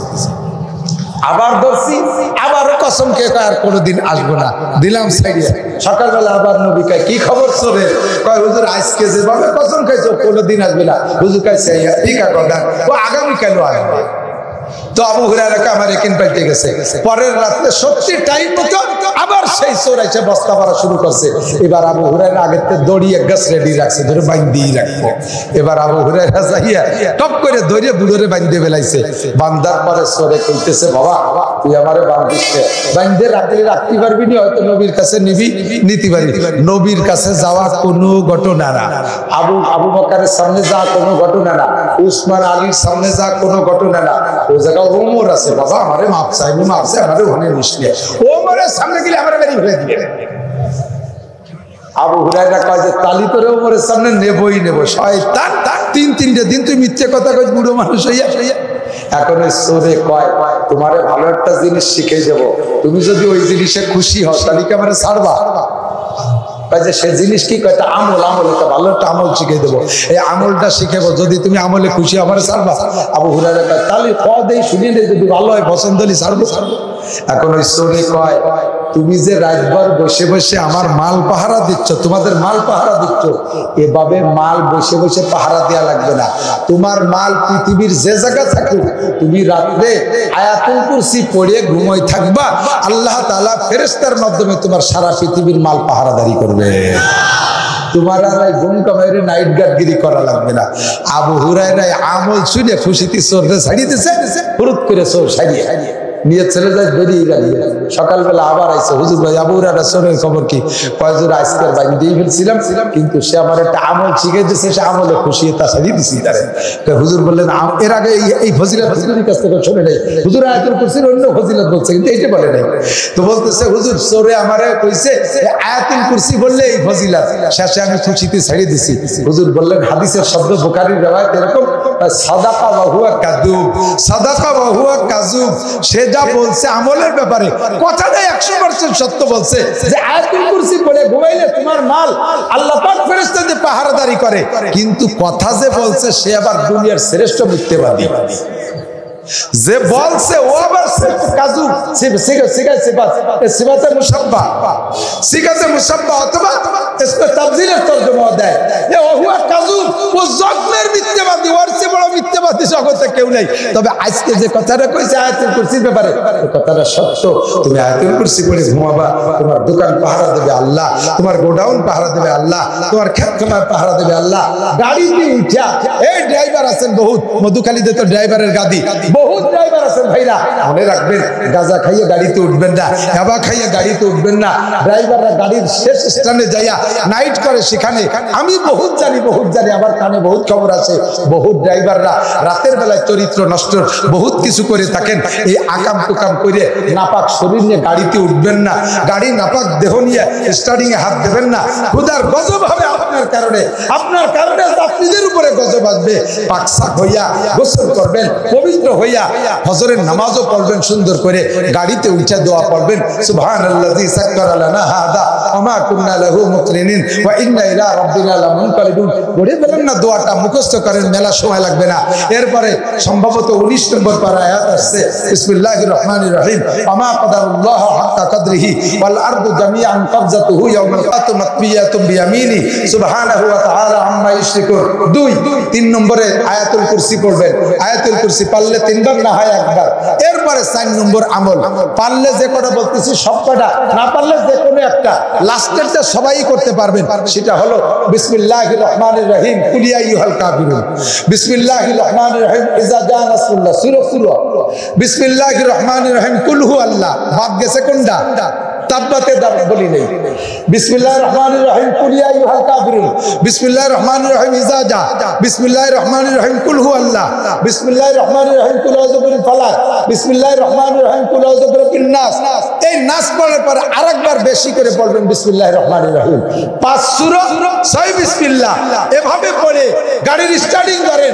যাত্রীরা গাড়িতে ওঠেন, ড্রাইভাররা গাড়ি নেন, সুপারভাইজার দোয়া পড়েন, হেল্পার দোয়া পড়েন, ইনশাআল্লাহ লাইনে 100 গাড়ি যদি অ্যাক্সিডেন্ট করে, থাকে একটা গাড়ি হলেও আল্লাহ তাআলা আপনার গাড়িটাকে বাঁচায় নেবে। গাড়ি অ্যাক্সিডেন্ট করে সব মানুষ মারা গেলেও আল্লাহ তাআলা আপনাকে হেফাজত করবে। একটু কামল শেখা যাবে না? একটু কামল শেখা যাবে না? একটু করে ফেলেন। গাড়িতে উঠে গান চালায় দেন, গাড়িতে উঠে ক্যাসেট চালায় দেন, গাড়িতে উঠে মমতাজ মনির খান আলমগীরের গান, গাড়িতে উঠে ছবি চালায় দেন। এর ভিতরে কোনো রহমত থাকে না, খুদার গজব অবিরাম তার উপরে নাজিল হতে থাকে। আল্লাহ পাক আমাদের সহজে আমলগুলো করার তৌফিক দান করে। সবাই বলে আমিন। তাহলে আয়াতুল কুরসিটা ঠিক আছে তো? আয়াতুল কুরসি আর 5 সূরা 6 বিসমিল্লাহ, সহজে সহজে ছোট ছোট আমল করলে জান বাঁচবে, মান বাঁচবে, মাল বাঁচবে, ঈমান বাঁচবে আল্লাহর রহমতে। আর একটা ছোট্ট আমল শিখিয়ে দেই, যেটা সকলে আমল করতে পারবেন। মাঝে মাঝে বলি ইউরিদুল্লাহু বিকুমুল ইউসরা ওয়ালা ইউরিদু বিকুমুল উসর। আল্লাহ তাআলা সহজ আমল শিখিয়ে দিয়েছে। তাহাজ্জুদ পড়নে ওয়ালা যারা, নিয়মিত শেষ রাতে যারা তাহাজ্জুদ পড়ে, আল্লাহ তাআলা তাদেরকে কিয়ামতে বিনা হিসাবে জান্নাতে দিয়ে দেবে। বলবেন আল্লাহ আমি তো কৃষক মানুষ, দিন ভরে খেত খামার করিয়া এরপরে বিছানায় শুলি অজ্ঞান হয়ে যায়, আর উঠতে পারি না ফজর ছাড়া, আমি কি উঠতে পারি? আল্লাহ নবী সাল্লাল্লাহু আলাইহি ওয়াসাল্লাম সহজ একটা পরামর্শ দিয়েছে, তোমার সহজ তাহাজ্জুদ, ঈশার ফরজ 4 রাকাত পড়বেন, ঈশার ফরজ 4 রাকাত, তারপরে সুন্নাত 2 রাকাত, ফরজ 4 রাকাত, সুন্নাত 2 রাকাত, এরপরে বেতেরের আগে পারলে 12 রাকাত, না পারলে 10, না পারলে 8, না হয় 6, না পারেন 4, সর্বনিম্ন 2 রাকাত নামাজ তাহাজ্জুদের নিয়তে। অনেকে কাজে হালকি নফল বসে বসে, না না না, যে কোনো নফল বসে পড়লে অর্ধেক নাকি, দাঁড়াই পড়লে ডবল নাকি। আপনি দাঁড়িয়ে 2 রাকাত নফল পড়িয়া এরপরে আপনি বেতের নামাজ পড়ে শুয়ে থাকবেন, নিয়ত রাখবেন শেষ রাতে উঠতে পারলে আবারও পড়বো তাহাজ্জুদ, উঠতে পারলে আবার পড়েন, দোষ নাই। যদি কোনোদিনও উঠতে না পারেন, সারা জীবন এইভাবে তাহাজ্জুদ পড়েন, তাহলেও আপনি কিয়ামতে নিয়মিত শেষ রাতে তাহাজ্জুদ পড়নে ওয়ালাদের মতোই তাদের সাথে একসাথে জান্নাতে চলে যেতে পারবে। একটা সহজ ব্যবস্থা হয়েছে কিনা কথা মনে হয়েছে না? নিয়মিত তাহাজ্জুদ পড়া যাবে না ইনশাআল্লাহ? এইভাবে পড়া যাবে তো ইনশাআল্লাহ? আগামী বছরের তো শুরু করবেন ইনশাআল্লাহ। হ্যাঁ, যে 1 বছর পরে আজকের থেকেই শুরু করা যায়, ঠিক না? তবে আজকে তো ওয়াজের মাঠ, এইভাবে পড়তে গেলে সময় লেগে যাবে। ইনশাআল্লাহ আগামীকাল থেকে ইনশাআল্লাহ, ঠিক আছে না? আর একটা কথা আমি পরামর্শ দিই, সুন্দর করে একটা কথা, 2টি কথা মনে হচ্ছে এই জায়গায়, 2টি কথা দিক দেখান। একটা কথা হলো আল্লাহ আল্লাহ, 2টি কথা যেটা জানতে চলে গেছে। একটা হলো মনে করছে মাহফিলের সময় ওয়াজের পরে উলামায়ে কিরাম খেয়াল রাখতে হবে, মাগরিবের নামাজ বা ঈশার নামাজ পড়ার পরে, ফরজ নামাজ পড়া হয়ে যাওয়ার পরে মাইকে বলে, জোরে বলে যে নফলের নিয়ত করবেন না, নফলের নিয়ত করবেন না। হ্যাঁ, নফলের নিয়ত করবেন না কেন? এই নফল নামাজের পরিবর্তে যদি ওয়াজে যে বসেন, একটা মশালা শোনেন, তাহলে 60 বছর নফল নামাজের চাইতে দামি। কাজেই নফল পড়তে যাইয়ে ওই দামের থেকে লস করেন না, এই জন্যই নফল পড়তে নিষেধ করে। কিন্তু নফল কি? নফল যা পড়তে নিষেধ করতেছে সে নফল কি জিনিস? নামাজ। বলেন নফল কি? কি পড়তে নিষেধ করতেছে? নফল নামাজ, নফল নামাজ। আর নামাজ একটা ইবাদত, ভাষার কৌশল দিয়ে আপনি এড়ায় যাবেন। কেন আপনি নামাজ থেকে নিষেধ করবেন? আপনি নামাজ নিষেধ করার কে? নামাজ পড়বে, রুকু দেবে, সিজদা করবে, আল্লাহকে খুশি করবে, আপনি নামাজ শেখাবেন কেন? কিন্তু প্রয়োজনের খাতিরে এই সময় নামাজ পড়তে ঠেকানো লাগতেছে, কাজেই ভাষাটা দেবেন অন্যভাবে, যাতে বোঝা না যায় যে নামাজ থেকে বান্দাকে ঠেকাচ্ছে, নামাজ থেকে বান্দাকে বিরত রাখতেছে। বলবেন শুধু সুন্নত পড়েই বসে যাবেন, শুধু সুন্নত পড়েই বসে যাবেন। এর দ্বারা কি হয়ে গেছে? নফল পড়বেন না, এ কথাটা হয়ে গেছে না? কিন্তু যদি বলেন নফল পড়বেন না, তাহলে আল্লাহ বলবে তুই নফল ঠেকানোর কিনা? আমার বান্দা আমার সিজদা দেবে, তুই ঠেকাস না। একটা ইবাদতকে ডাইরেক্ট নিষেধ করা হয়, এটা ভাষাগত ত্রুটি, ওভাবে না বলে একজনে বলবেন তুমি মিথ্যে কথা বলেছো, দেখবেন ওই লোকটা হিট হয়ে যাবে।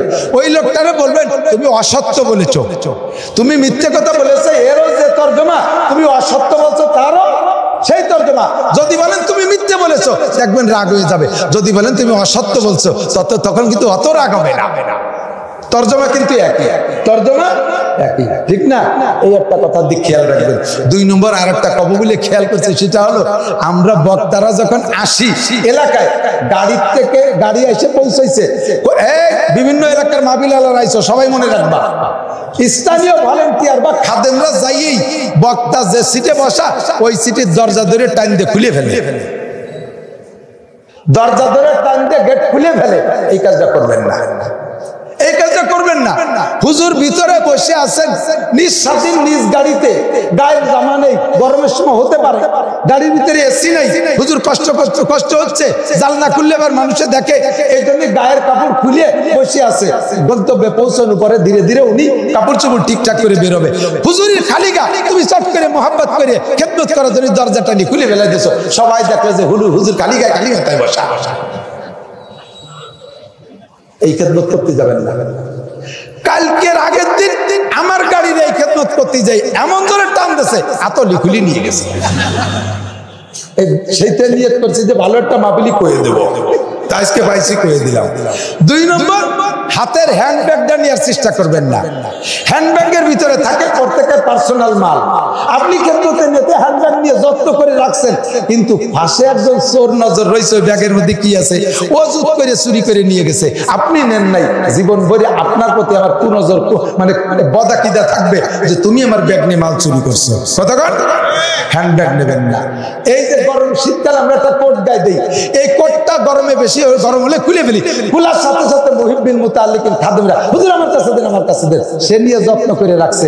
চোরে তো নজর রয়েছে যে হুজুরির ওই কোটের ভিতরে তো মাল তাই, কোন ফাঁক দিয়ে ঢুকাইয়ে পকেটের মধ্যে হাত ঢুকে দিয়ে আমার 30,000 টাকা নিয়ে গেছে। যে যত্ন করছে সে নিয়েছে চোরে, কিন্তু আমার সন্দেহ থাকবে কার পর, জেনেছে তারপর। কাজে এই জাতীয় খেদমত করবেন না। আমরা আসার পরে মহব্বতের সাথে দলে দলে মুসাফার ভক্ত আমি, আপনার হাতে হাত মিশাইলে এর ভিতরে কার হাতের সাথে সোয়া রসিল আল্লাহ তাআলা আমারে মাফ করে দেবে এটা জানা নাই। কাজে আমি মুসাফার ভক্ত, কিন্তু আমরা ক্লান্ত থাকি, অনেক দূর থেকে আসি, অনেক পরিশ্রমী।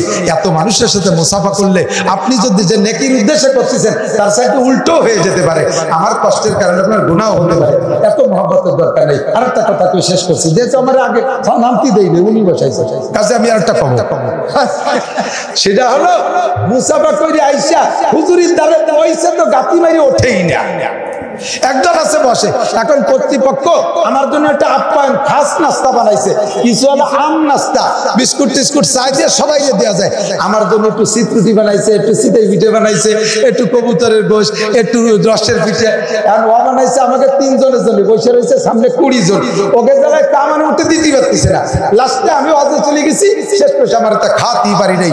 বাড়িওয়ালারা ভীষণ কষ্ট পায়, সাক্ষাৎ করে আমারে ভারেক করে দেবেন যাতে আমি একটু খাতেই পারি। এই মোহাম্মত করে জায়গায় আমারও বসে মোহাম্মতের ছেলায় বস্তি ঠেলতে আমার সিঁড়িতে নামায় ফেলে। এই মোহাম্মত ভালো না। ওয়াজের পরে একজন আছে হুজুর একটু হু দিয়ে দেন, একজন মাথা হু দিলি পুরো মাথা খালি হয়ে আসে, ভর্তি আমার গলায় শুয়ে যাবে।